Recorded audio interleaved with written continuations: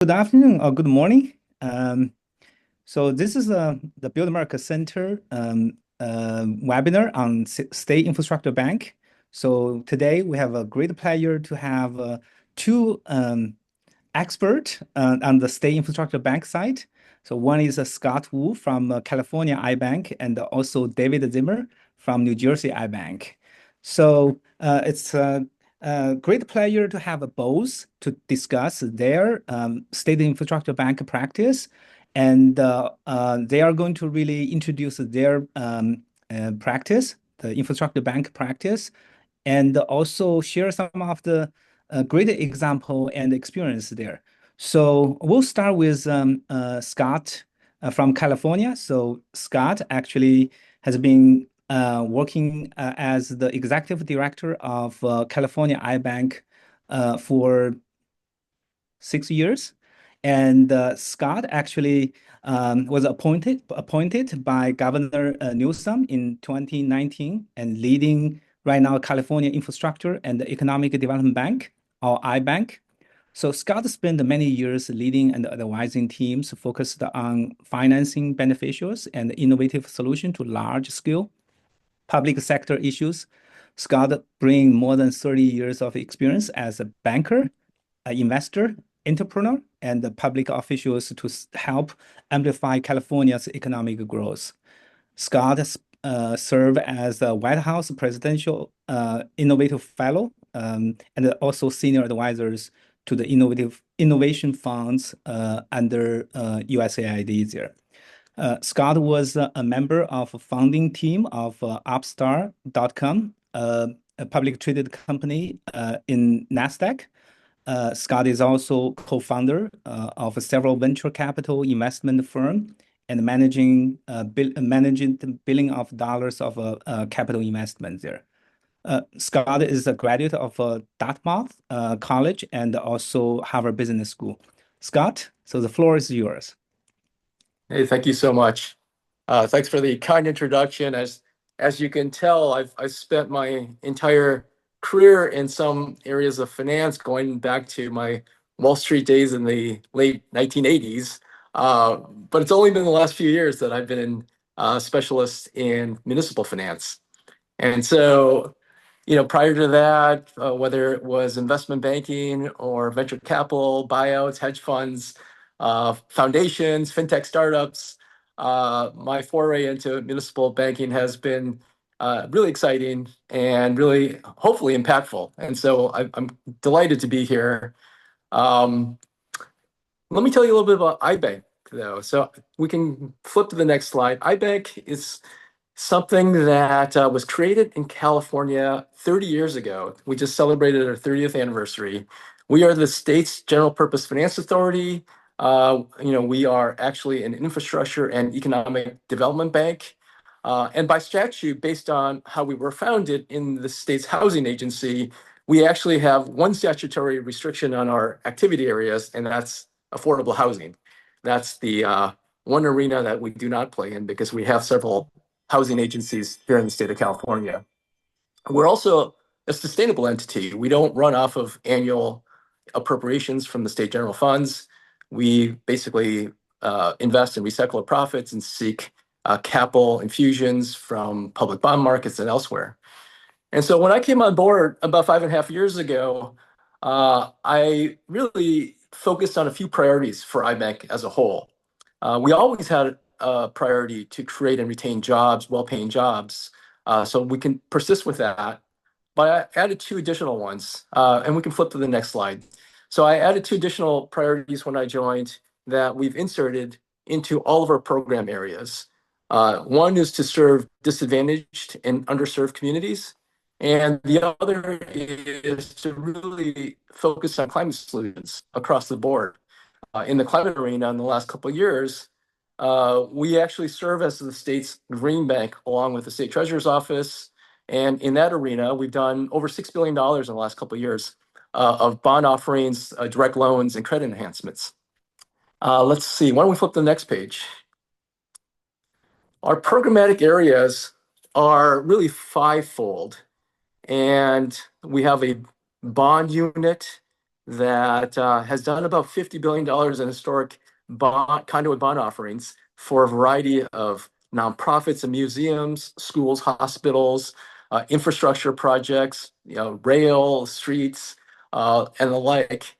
We have a infrastructure revolving loan fund, and that program basically provides direct loans to small and mid-sized municipalities throughout the state. We really cover the entire state with that. We've done over $1 billion of direct loans to municipalities. Let's see, we also have a new climate fund. We instituted this climate fund a couple of years ago. It's called Climate Catalyst. We've received a couple of appropriations from the state to fund forest resilience projects and transmission projects. And now we are actually, we were awarded $700 million from the EPA's Greenhouse Gas Reduction Fund, both in the Solar for All program as well as the National Clean Investment Fund, which is tied up in litigation right now with the administration. And then we also have launched a couple years ago a venture capital program. So we run the state's venture capital program. And the state's venture capital program is a $250 million allocation for underrepresented and underserved fund managers and entrepreneurs. And then for about a dozen years now, we have run the state's Small Business Finance Center, which provides really primarily loan guarantees for small business loans to thousands of businesses across the state of California. We've done about close to $3 billion. We've supported close to $3 billion worth of small business loans in the last decade. And so, as you can see, there's a full spectrum of instruments, everything from early stage venture capital to large multi-billion bonds. For example, we just went to market last month and successfully issued $2 billion for the high-speed rail project that has broken ground and hopefully will be in operation by 2028. That will connect Las Vegas to Los Angeles. And so we run a pretty broad spectrum of risk profiles program by program. And I think that's fairly unique amongst financial institutions, much less public financial institutions. And then also, we receive a variety of sources of the funds. We were originally, more than 25 years ago, received a net appropriation of about $162 million as seed capital to launch iBank and iBank's original programming. But we didn't receive any funding from the state for over 20 years, really until the onset of COVID. And during the COVID process, we received a couple $100 million from the state to seed COVID emergency loan programs. And then more recently, we've received about $1 billion for the state in the SSBCI program from the U.S. Treasury for small businesses. And as I mentioned, we were awarded $700 million both for Solar for All programs and NCF programs from the EPA. And so that's kind of who we are. I'm delighted to be here and look forward to answering your questions. Well, thank you very much, Scott. It's a very brief introduction to the most critical infrastructure bank in the state of California and also nationwide. So we'll switch to David first, and then we'll have the times to really let the audience to ask a question there also. So David Zimmer actually is the executive director of New Jersey iBank. So David has been a long time also financial managers on Wall Street, and David currently as the executive director, David has focused on broadening the reach of iBank's financing program and bringing efficiency to the iBank process here. So he has introduced several new successful loan programs at New Jersey iBank. So he also overhauled the iBank's credit policy to bring transparency and clarity to borrower and investors. David is a CFA and has over 2 decades of experience working on Wall Street, specializing in structured finance and debt instruments there. David holds MBA from University of Notre Dame, and also civil engineers by training from University of Dayton. So David, would you introduce the New Jersey iBank very quickly? So, can you just tell me very quickly, QC, can you see Yes, you can the see the screen. It's great. just the present. Yeah, you want to change it to the presentation mode, maybe? Yeah, so oh, how's that? Can you Oh, okay. Yeah, we can see also next slides there. Um, Probably go back to the slides. That's much better. Yeah. Maybe you want to stop the presentation. Yeah. yeah.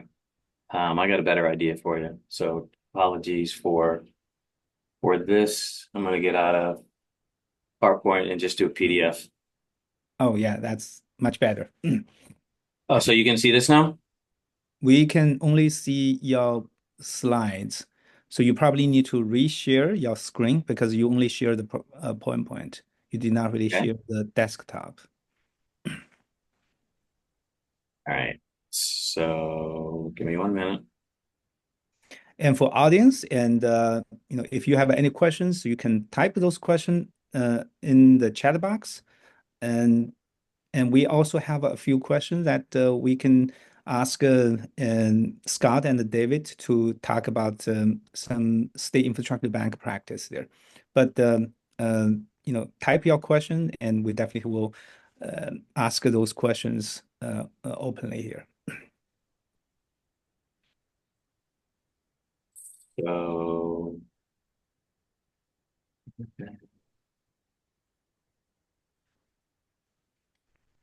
apologies for this.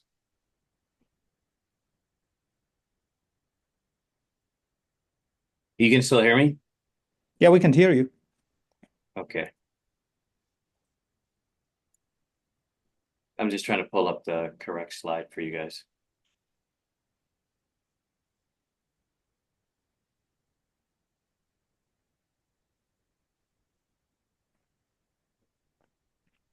So, well, David is working on the slides there. So maybe Scott, we can ask you a question here. So, um, Sure. you talk about the five core programs there, and so what's the current lending program? What's the size of lending program in iBank, California iBank there? Yeah, so each program is different. So there's no cap on our bond program. We do a couple $1 billion worth of offerings in our conduit bond unit a year. As I mentioned, in our direct lending to municipalities, we have a portfolio of about $600 million outstanding, over 100 loans outstanding currently. In the Small Business Finance Center, we have a couple thousand small business credit enhancements outstanding for a couple $1 billion worth of outstanding loan amount. The venture capital program, as I mentioned, is fairly new. It's got $250 million of capital, and our climate catalyst program has about $500 million worth of available capital.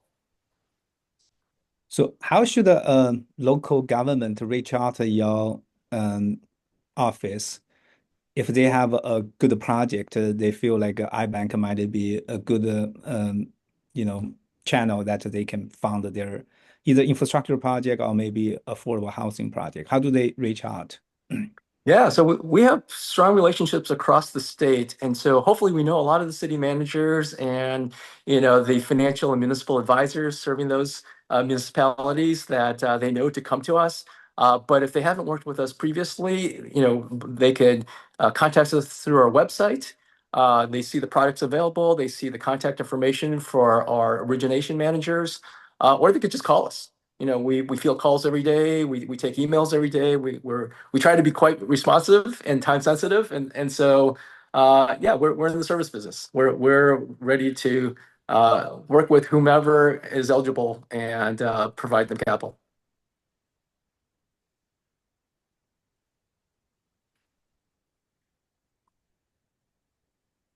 It looks like David has a little bit of difficulty here. Yeah, I'm having technical difficulties here.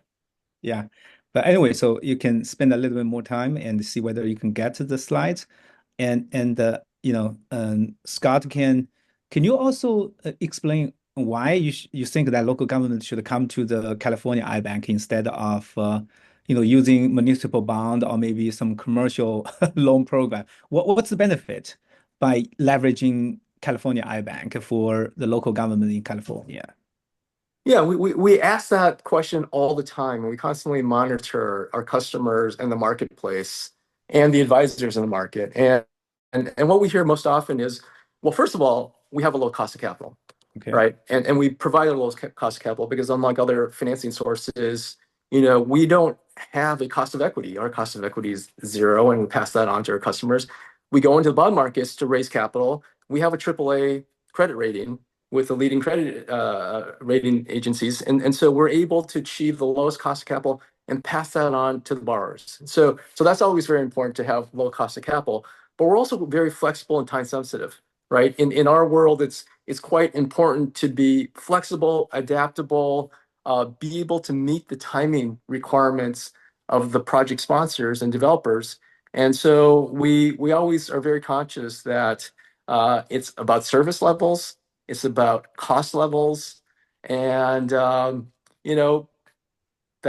we try to compete in the marketplace. Okay. Well, David is still working on the slides, and we have just a couple of questions that we can ask Scott, and let David relax a little bit. And then I know that David can just speak about the New Jersey Bank I'm happy directly to do without that. without any slide. I understand that. So, but David, if you want to, I mean, you can speak directly without any slide. I know that you can do that. Yes. So again, I apologize. I'm not really sure why this is not showing up on the screen, but so the New Jersey infrastructure is roughly 40 years old. Okay, the iBank. So we're the iBank on the other coast. Correct. And we started out like many financing programs, state financing programs, with the SRF program on the water side. So EPA has a revolving fund that they administer. Funds are appropriated through the federal government to all 50 states, and we are the financing arm of the state revolving fund for water. When that was roughly 7 years ago, the New Jersey legislature decided that they wanted to replicate a revolving loan fund, very similar to the successful SRF program in the nation, state funded as opposed to federal funds. And so we were the obvious choice, and they gave us the authority to do a transportation bank. And I'm going to spend, at least the next 5 minutes really focusing on the transportation bank. But then lastly, a year or two ago, FEMA was authorized by the federal program to start its own revolving loan program for resiliency projects. The Storm Act was passed. It was funded as part of the IIJA Act. So we actually run 3 programs now. We run a water program that we co-administer with our state Department of Environmental Protection. We run a transportation bank that we co-administer with the state's Department of Transportation. And we now run a third program for resiliency, which is administered along with the state's New Jersey State Police Office of Emergency Management. They are all revolving loan programs. So we get either state and or federal funds, and we use those funds to make loans. Our counterparts, the 3 different agencies, handle all of the technical reviews, environmental requirements, construction standards, et cetera. The iBank is responsible for managing credit, for managing the legal documentation, for managing financial reviews, and then, of course, actually doing the financing. So having said that, with respect to our transportation bank program, you have to be an eligible borrower and have an eligible project. That is the basis for every single program we run. So people listening on the phone, if you're trying to think of how should we set up a SIB or a successful state financing authority, it starts with you got to have a definition of an eligible borrower. You got to have a definition of an eligible project. In our state, the way that we set up the transportation bank is you have to be a local government unit. You have to be a municipality or a county. We do allow for regional transportation authorities. Those are far and few between. We do not allow state or by state agencies to borrow from us. So we're not going to lend money essentially to ourselves. or like the Port Authority of New York and New Jersey, they would also be ineligible, right? So you've got your eligible borrowers. The types of eligible projects on the transportation bank, we have a surface transportation bank, a marine port transportation bank, and an aviation transportation bank. Really think about county ports, county-run ports, and county-run airports, right? Not Newark, not, well, Philadelphia and Pennsylvania, but we're not talking about major MSA hubs. And those are all contained under what we call our transportation bank. For the surface transportation, the types of projects that we finance, we do bridge assets, multimodal. So if you're connecting, let's say, trucking hubs to the county highway system, or transportation, bikeways, et cetera, to roadways and sidewalks. We'll do obviously road assets. Milling and paving seems to be the most common one. We do freight safety assets, congestion relief, and then of course under marine, we'll do wharfs, we'll do terminals, ferry terminals, et cetera. And like I said, on aviation, it's really restricted to just county airports and the construction projects around county airports. The way we set our program up is we have a construction loan program and a long-term program. And anybody that's done lending for infrastructure, you understand that as soon as you break ground, whatever you thought is going to change, right? There are change orders that are a natural part of almost every single project. There are cables or telephone broadbands that you didn't expect, or sewer lines, et cetera, that you have to deal with that weren't on the plans, the city plans. There is always adjustments that need to be made. When you long-term finance and you use leveraged funds, you go out to the bond market and you borrow money, you're going to have covenants in those agreements. Those covenants are going to restrict you so that the investors, the bond investors, make sure that you're going to not dilute their collateral, that you're going to basically pay them on time and in full all of the principal and the interest that they're owed. So you're going to set up an indenture, an agreement with the trustee, and it's going to tie your hands. And it's going to tie your hands on infrastructure that you know you're going to have issues with.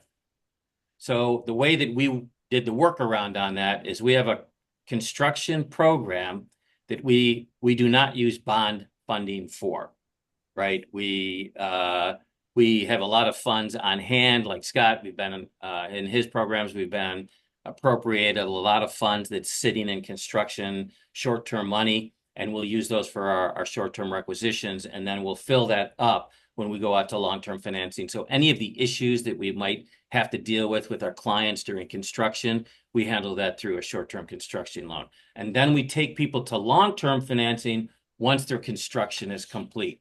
We typically, by statute, our loan program, our short-term loan program, only lasts for 5 full fiscal years. So, you might get 5 years and 11 months out of it. We've got some workarounds if big projects go beyond that. And I would just say, if anybody wants to know what those workarounds are, I'd be happy to talk to you online and offline instead of going into detail in here. And then the way that we make our long-term loan program attractive is we basically give you an interest rate that is roughly anywhere between 50% of the AAA rate. So you're getting a bunch of your money essentially at 0% interest. And then the rest at our AAA rate, which is when we go out to market and we raise debt at our AAA rate. So we put those funds and mix them in with state funds that we lend at 0. For short projects, because the amount of time that you're going to save money on this lower interest rate is shorter, so you're not going to save as much money. We actually give people 75% of their financing at 0%, right? So you end up with roughly 25% of the AAA rate. And we try to get it to a point where the savings on the total cost of the project work out to be, depending on if you went out and borrowed it on your own and you were single A rated or a AA rated community, that you're going to save anywhere between 20 to upwards of 33% on the cost of your total project, versus if you went out and borrowed those funds on your own at your own rate. That's a 15-second commercial on 40 years of lending. So I hope I didn't confuse people too much. Well, thank you very much, David. And I know that you can, even there's a technical issues there that we cannot really see your slides, but you did a great job to introduce New Jersey iBank there. So let's dive into, deep into your operation. And I see that some questions from the audience here, especially Matt, asked this. Even this is a question for Scott, but I think, applying to both California iBank and also New Jersey iBank there. So the question here is that because the iBank is basically you are targeting the municipality and also local government as the borrower for any kind of a project, infrastructure project there. So are there any restriction that the direct loan to local government can be used for? Either project type or maybe they mentioned that bridge assessment or highway improvement. So, can you respond to that? Maybe Scott, you can respond first.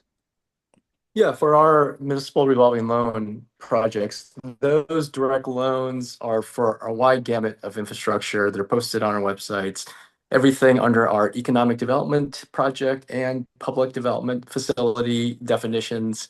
And so there are a wide gamut of infrastructure from, as you say, roads to police stations, fire stations, to broadband, water and sewage. So we're pretty flexible about the type of infrastructure in our direct lending program to municipalities. Okay.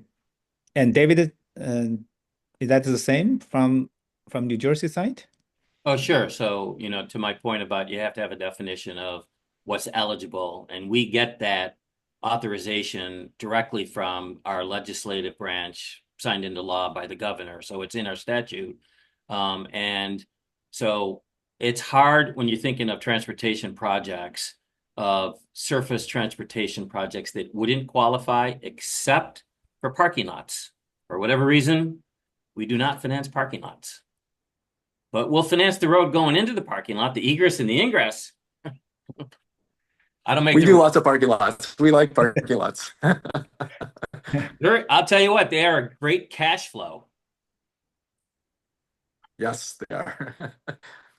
Okay.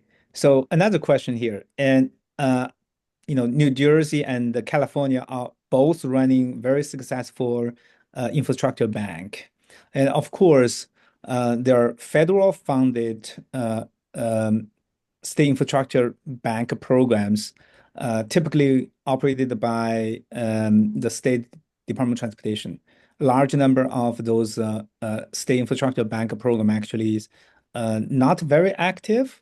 So based on your successful practice in California and the New Jersey, what are core operation strategies have proven most effective in ensuring long-term sustainability for your state infrastructure bank program there?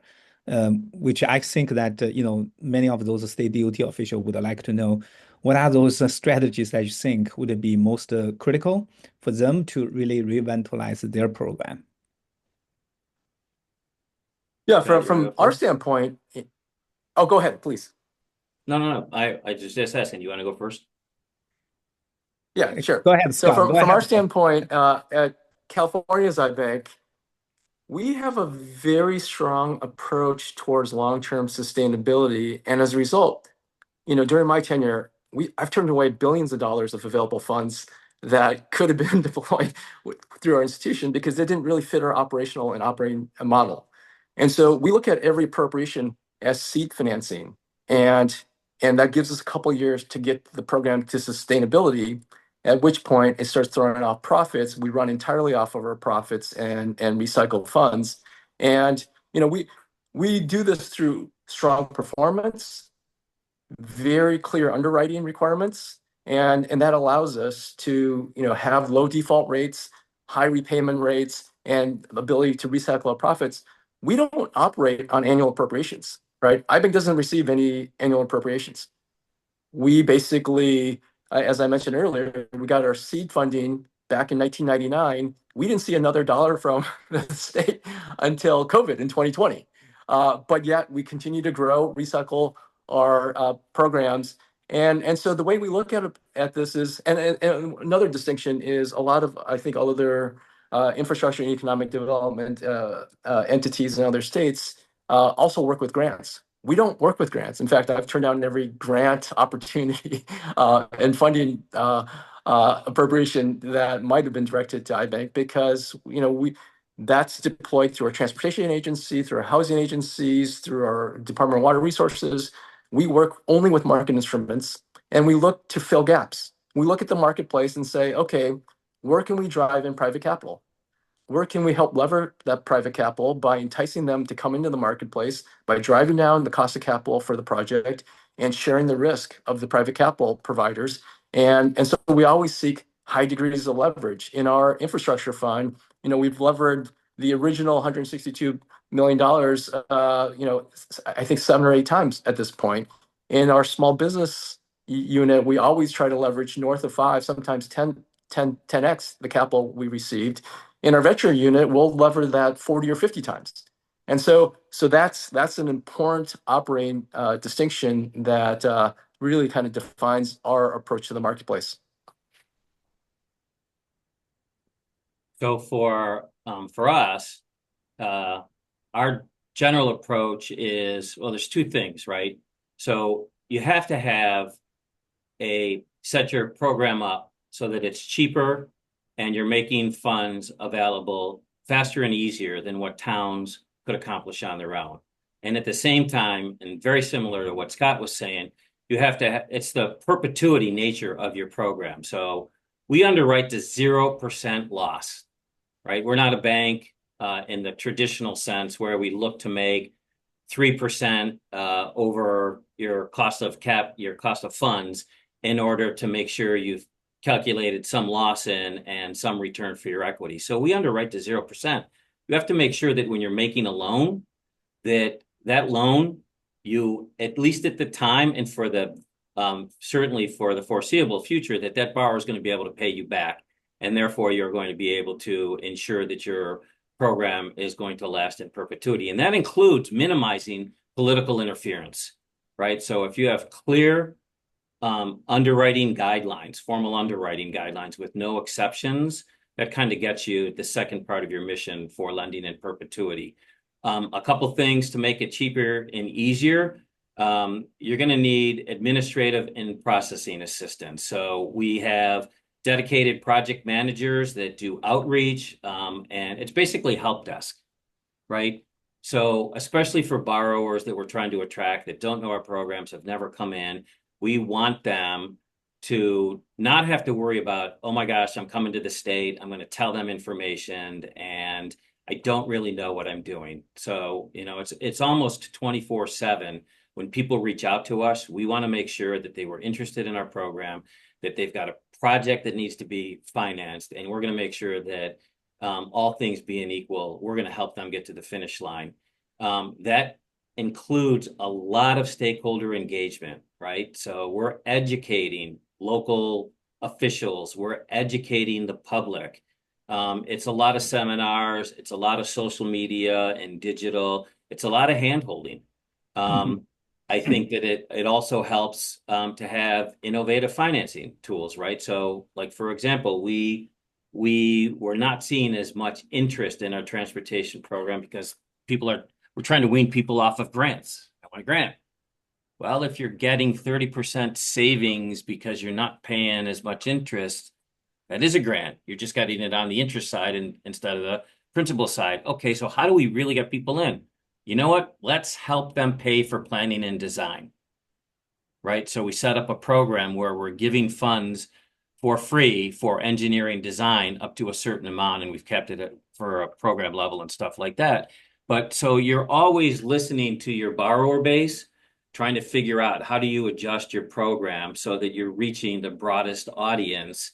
Because again, these are municipalities, they're not public companies. We don't have, the type of lending programs as wide in terms of breadth as California does. right? So all of our borrowers are local government units, and it's public infrastructure. We want to make sure that it gets financed. And then the very last thing that I would say is whatever kind of project management software that you either develop or purchase and implement, again, everything's digital these days. It requires the ability to leverage human capital as much as you possibly can. So, we have a combination of apps, but a lot of the stuff, I've got a team of, it's basically 1/3 of my entire staff are IT software engineers that do nothing but code enterprise solutions for us to make it very easy for our borrowers to come in, give us the information that we need in electronic format for us to manage it, for us to review it, have functionality in that, and then turn around and produce a loan out of it. Well, David, you mentioned so many elements there that we're going to really dive into that in a minute. So let me ask Scott that question, especially you talk about, David, you also mentioned that it's a market approach there. So we have a question also from Jacqueline there. And Scott, you mentioned that California iBank also invest in the high-speed rail, especially the Bright Light West, right? So, and you probably read that Secretary Duffy canceled that federal grants to California on the high-speed rail, California, Los Angeles to San Francisco high-speed rail. So for this privately funded high-speed rail between Las Vegas and Los Angeles, so what's your opinion, especially from the from a banker's perspective, where are the returns that you see from that project? Did that actually make sense? The return on investment, is that actually make sense? Yeah, and so I do want to draw this distinction between the North-South high-speed rail, that's the public project for California, in which there's been some turmoil and trauma relative to its federal partnership.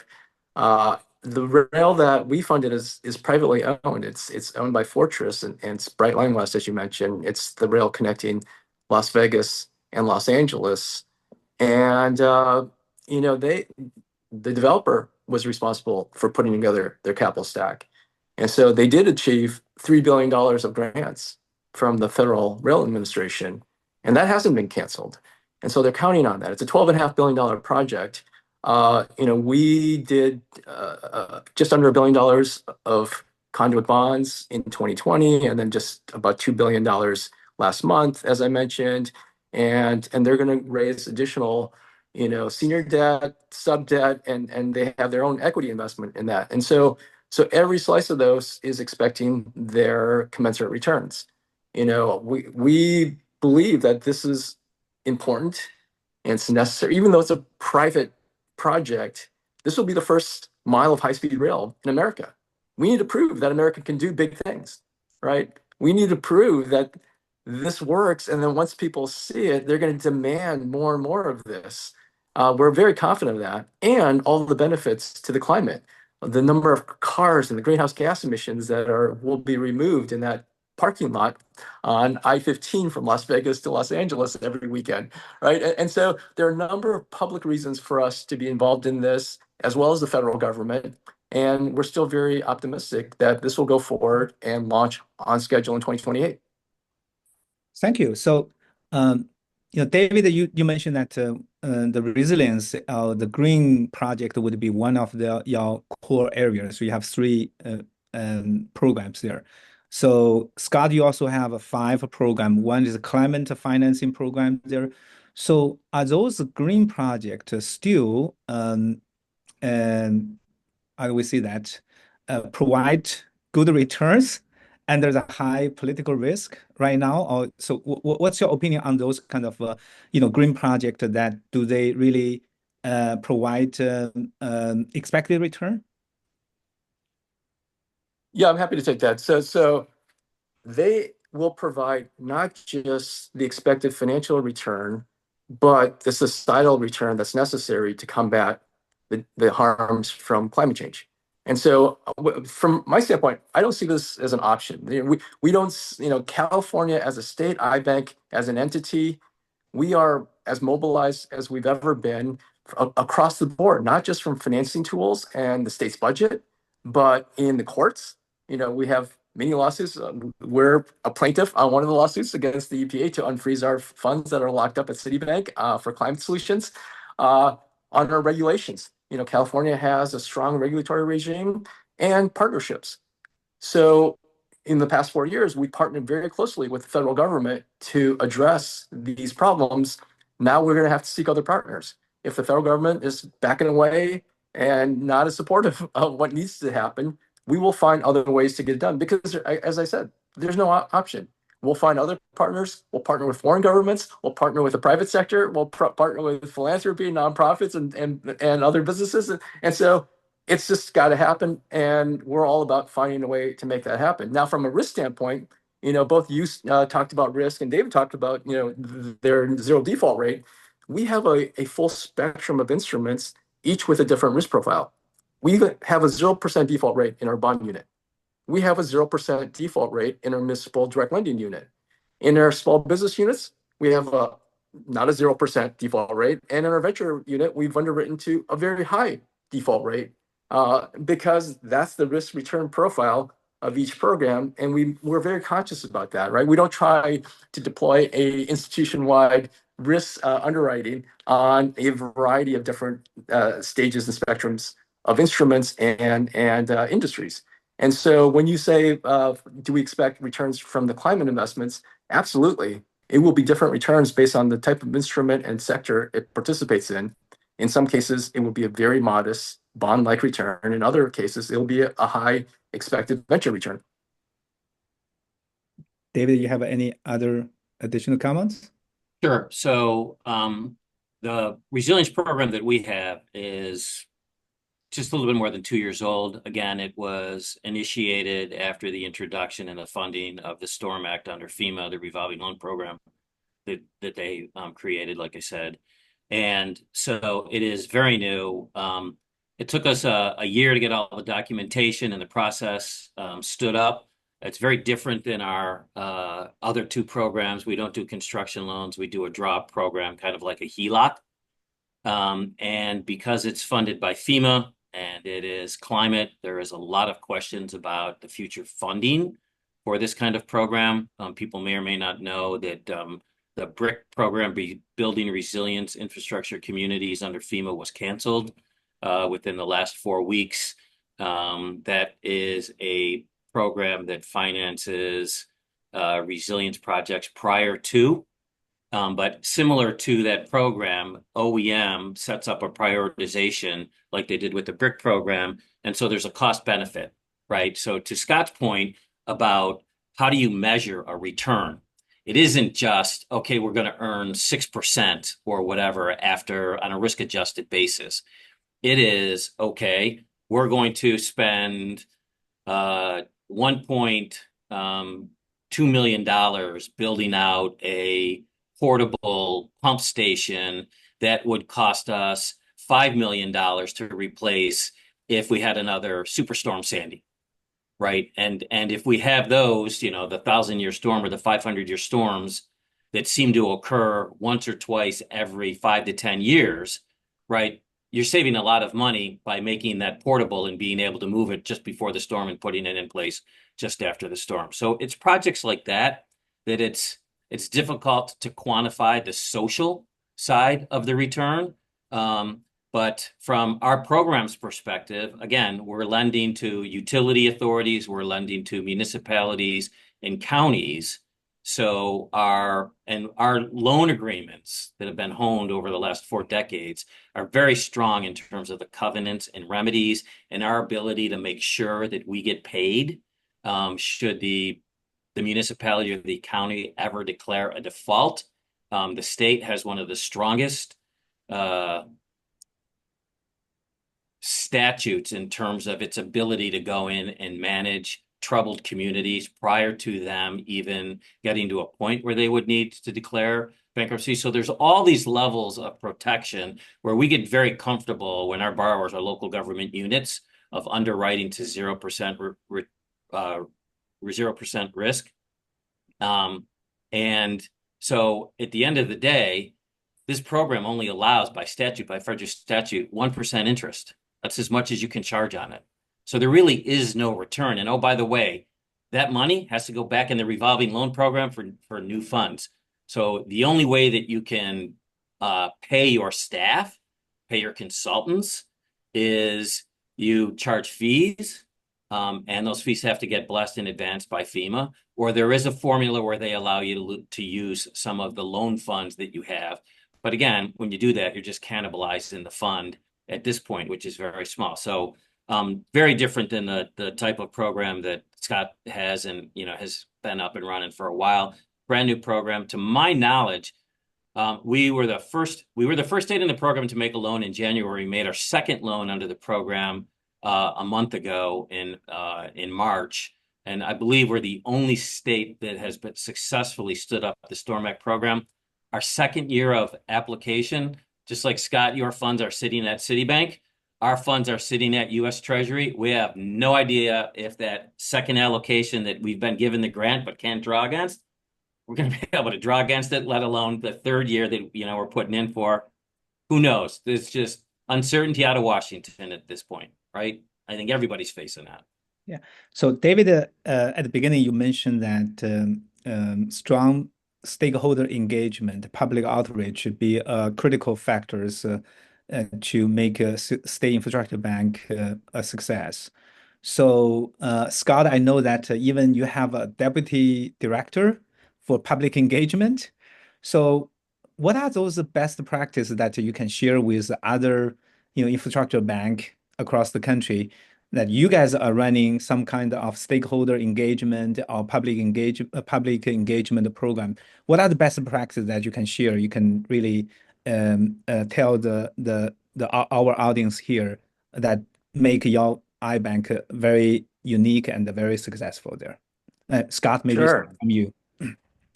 Yeah, sure. I mean, this was a learning curve for me because I spent my life in the private sector, and this is the first institution I've run where we don't have a marketing budget, right? So we're a public institution, we don't have a marketing budget, and we don't have a marketing staff, and so we have a very small public external affairs team, and they really focus on developing partnerships. They really focus on the network of stakeholders, statewide associations. We run conferences and webinars. We're more educating the public and our partners and the industry players. We're constantly engaging with the investment banks, the municipal advisors, the legal advisors in the state to many of the states or the cities and local communities. And so it's really building up trust. We have to build up trust over time. People have to recognize that they can count on us, that we don't have an open and closed window. Sometimes we have funds available, sometimes we don't. Everything we do is available around the clock, around the year, right? And it will be there in the future. So they know they can depend on us, they can count on us. They can, we try to do everything we can to be flexible and adaptable because the markets shift and they change and they evolve, and we have to evolve with them and with our clients. And so depending on the interest rate environments or the availability of federal funding, we try to anticipate and fill gaps when they are created, right? And so that's our approach to kind of outreach and stakeholder engagement. It's really about building trust, establishing those relationships, and being dependable and collaborating with these partners on the ground. So Scott, I had to laugh when you were talking about, coming from the private sector and then you have no marketing budget, right? So I was probably in this position for like 4 years, and I'm in front of the governor's office and I'm asking for a marketing position.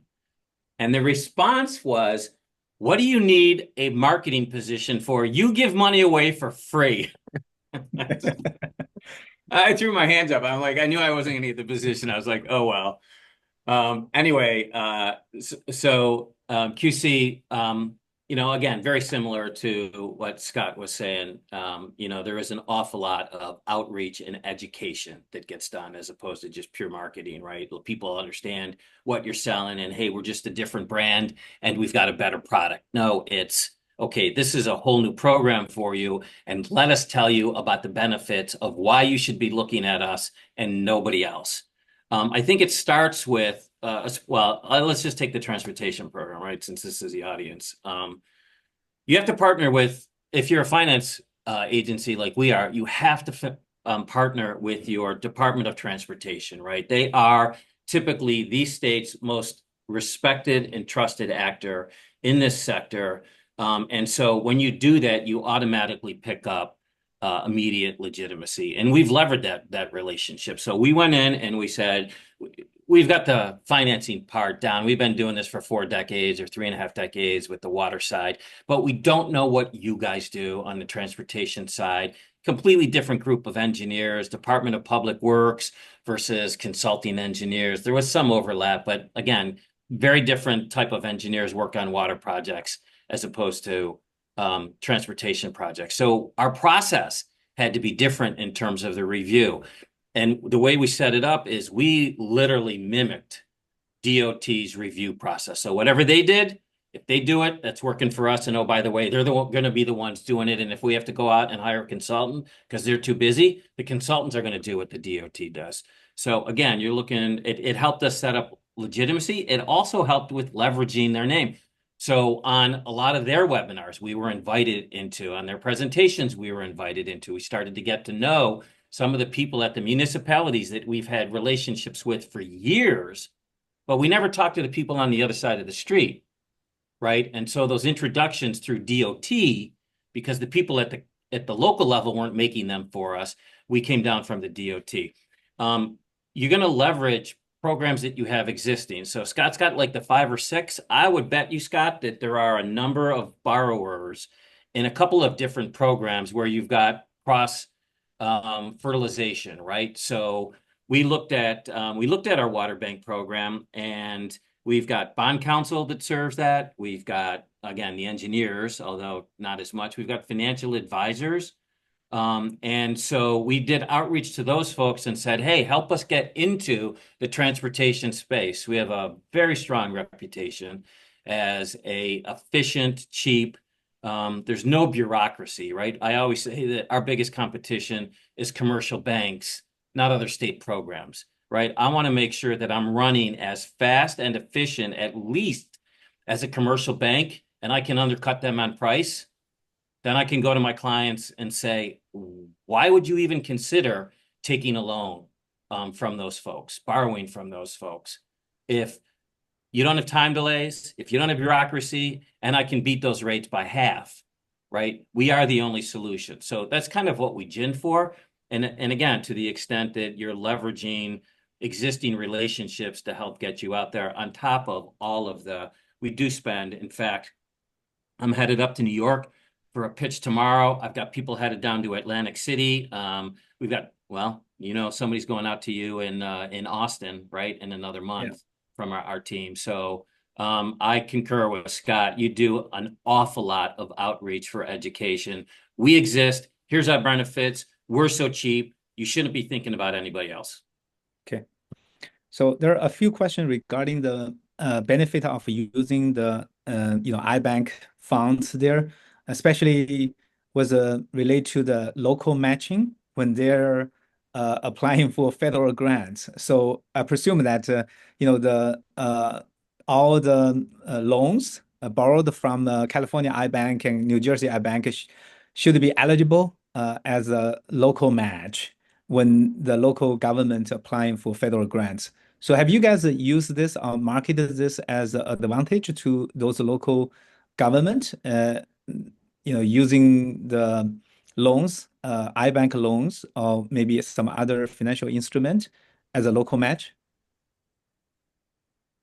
Well, from our standpoint, we have played that role. We don't market that as a leading purpose for coming to us for financing, but we recognize, unlike in New Jersey, iBank doesn't run the WIFIA financing, the water board does.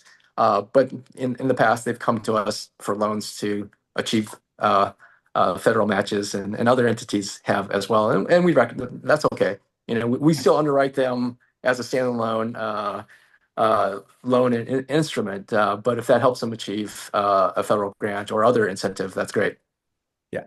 So I have also another question here that, given evolving federal grant landscapes there, especially. I mean, so the state and the local governments are definitely looking for innovative financing, and state infrastructure bank, like California iBank, New Jersey iBank, have become probably more popular because that's the resources.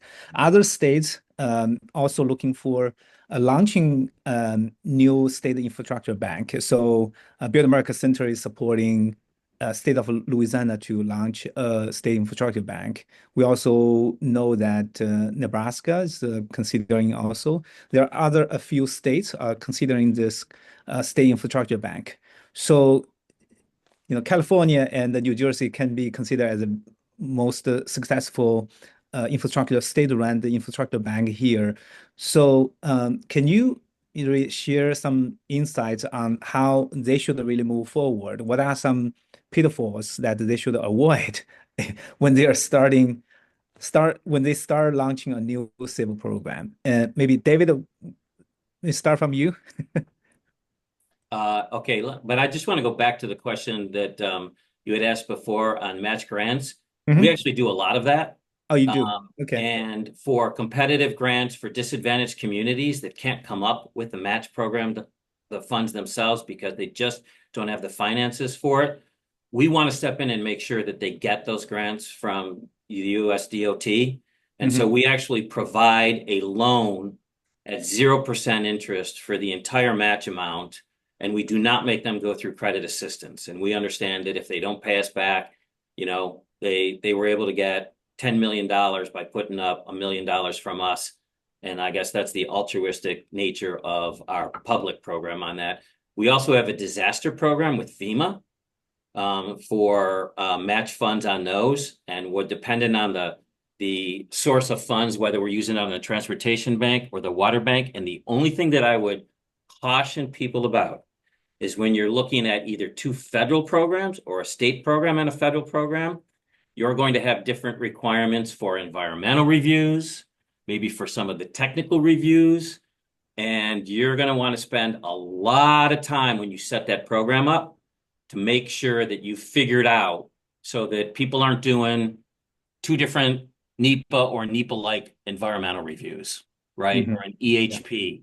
So, and then going in terms of if they're going to set up a new program, really like some of the pitfalls. And so I would, again, think about if it's infrastructure, I would tell you that when we financed with long-term financing, we had our hands tied on all the covenants that we did, and which is why we set up the short-term construction loan program. So setting up a short-term and a long-term construction and financing program might be helpful. In order to attract people, you want to try and get lower rates. So to the extent that you can lend out either your earnings or your appropriations at a discounted rate to mix in with if you're going to go out and leverage the program, which I would assume people would be looking to do, right? It's a way to buy down the interest, so to speak, right? So that you can be more competitive than either the tax exempt market or if people are looking at banks. I don't know about principal forgiveness because that just eats into your seed capital, but that's another alternative to try and incentivize and get your program stood up. As far as setting up, collecting data, right? Data is your friend. There's no doubt that you're going to need a lot of it. You're going to be able to manage it. So you want to make sure that you're not keeping things on spreadsheets on somebody's computer.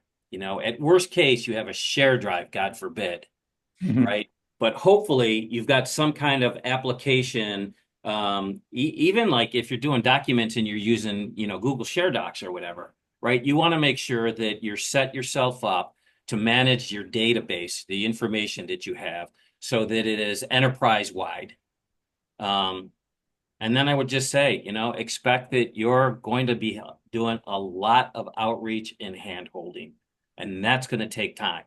So make sure that you set either resources or time yourself aside for that. Scott, any insights from you? Yeah, No, I think we touched on a lot of the key points, but for a state that's thinking about setting up a new, SIB, I would focus on a couple of the key characteristics. Number one, governance. It's really important, your governance structure. Be nonpartisan, right? Make sure you have strong underwriting and you're not politically influenced credit decisions that are being deployed. These make strong financial credit decisions. So governance is critical. Number two, I would say if you have the opportunity to get to critical mass and to be sustainable, not surviving off of annual appropriations, that opens up all kinds of doors and opens up all kinds of partnership opportunities with the public markets and other partners.